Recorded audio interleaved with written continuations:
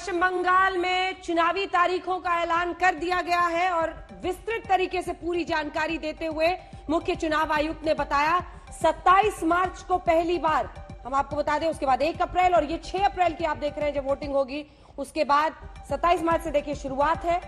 मतगणना सब जगह 2 मई को है। उसके बाद सेकेंड फेज 1 अप्रैल, 30 सीटें में उस दिन वोटिंग होगी। इसके बाद जो तीसरा फेज है 6 अप्रैल, उसके बाद चौथा फेज 10 अप्रैल को, पांचवा 17 अप्रैल, 22 को छठे फेज का होना है, 26 अप्रैल को 7वां और फिर 29 अप्रैल को 8वें चरण का मतदान होगा। पश्चिम बंगाल में सबसे विस्तृत 8 फेजेस में चुनाव। बिल्कुल, और असम में 3 चरणों में चुनाव होगा, जबकि केरल में, तमिलनाडु में, पुडुचेरी में एक ही चरण में चुनाव होगा और इन तीनों जगह 6 अप्रैल को वोट डाले जाएंगे और 2 मई को वोटों की गिनती हो जाएगी। असम में 3 चरण, पश्चिम बंगाल में 8 चरण का चुनाव कार्यक्रम अभी अभी चुनाव आयोग ने घोषित किया है। पश्चिम बंगाल में सबसे लंबा चुनाव कार्यक्रम है, 27 मार्च को शुरू होगा, 29 अप्रैल को खत्म, यानी कि 1 महीने से भी ज्यादा लंबे समय तक पश्चिम बंगाल में वोटिंग चलेगी। असम में 3 चरणों में वोटिंग होगी, जो कि 27 मार्च को शुरू होकर 6 अप्रैल को खत्म हो जाएगी। इसके बारे में विस्तार से जानकारी अभी अभी चुनाव आयुक्त ने दी है। आपको बता दें 2 मई को वोटों की गिनती होगी। 2 मई 2021 को इन 5 राज्यों में नई सरकार किसकी बनेगी, इस बात का खुलासा हो जाएगा। याद रखना बहुत आसान है। सबसे पहले तो मतगणना हर जगह 2 मई को है। दूसरा, असम में अगर हम आपको बताएं तो 27, 1, 6 अप्रैल ऐसी तारीख है जहां सभी राज्यों में या फिर पुडुचेरी में वोटिंग होगी। 27, 1 अप्रैल, 6 अप्रैल असम।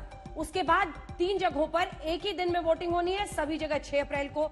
और फिर जब आप देखते हैं पश्चिम बंगाल की तरफ तो याद रखिए 27 मार्च से लेकर 29 अप्रैल तक, यानी 1 महीने 2 दिन के अंतराल में 8 फेजेस में वोटिंग होगी। तो सबसे मुख्य दिन जो वोटिंग के लिए इन राज्यों में है वो है 27 मार्च, उसके बाद 1 अप्रैल, फिर 6 अप्रैल। 6 अप्रैल को तो सभी जगह होनी है और याद रखिएगा 2 मई को पता चल जाएगा।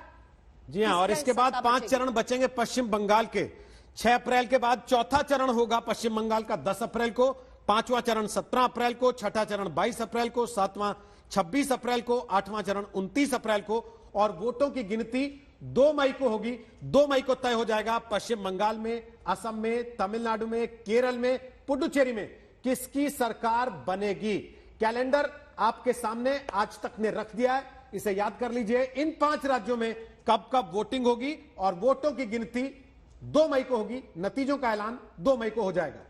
8 फेजेस में जो ये पश्चिम बंगाल में वोटिंग कराई जा रही है वो तारीखें एक बार फिर से आपको बता दें। पहले मैंने आपको बताया था 27, 1, 6, यानी 27 मार्च, 1 अप्रैल और उसके बाद से 6 अप्रैल। लेकिन उसके बाद भी है और आप देखिए लगभग हर चरण में 30 से लेकर 40-45 सीटों पर वोटिंग हो रही है, जिसमें सबसे ज्यादा 5वें चरण में 45 सीटों पर वोटिंग होगी।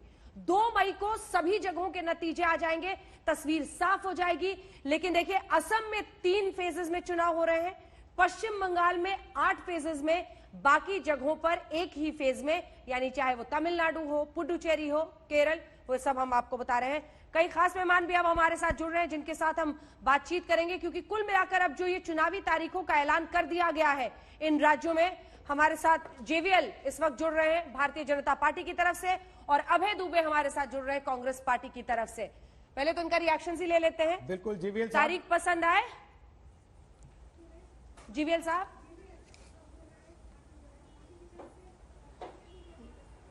हाँ, तारीख पसंद आने, कभी भी चुनाव होते हैं हम उसके लिए तैयार रहते हैं और ये तो शेड्यूल पर हो रहे हैं सभी राज्यों में चुनाव। और 6 महीने पहले जब 5-6 महीने पहले जब चुनाव हुए थे तब केवल बिहार के असेंबली के साथ साथ पूरे देश भर में उपचुनाव हुए थे। उस उपचुनाव के नतीजे उत्तर से लेकर दक्षिण, पूर्व से लेकर पश्चिम तक चारों तरफ भारतीय जनता पार्टी का विजय हुआ था। वही फिर एक बार होने जा रहा है। आज की जो घोषणा हुई इन चुनावों में भी, तो भारतीय जनता पार्टी का तो जीत की श्रृंखला बरकरार रहेगी और हमें बड़े जीत प्राप्त करेंगे इन सभी राज्यों में, क्योंकि देश की जनता मोदी जी के सरकार ठीक के लगा लीजिए कामकाज जिवेद से, साहब। मोदी जी की नेतृत्व बोलते से बोलते आप बोल इतने गए सभी प्रभावित राज्यों है में। कि भारतीय जनता पार्टी का जीत निश्चित है। जिवेद साहब थोड़ा ठीक लगा लीजिए, आपने तो एकदम सभी राज्यों में कह दिया जहां कि चुनाव हो रहे हैं। 5 में जीत जाएंगे हम।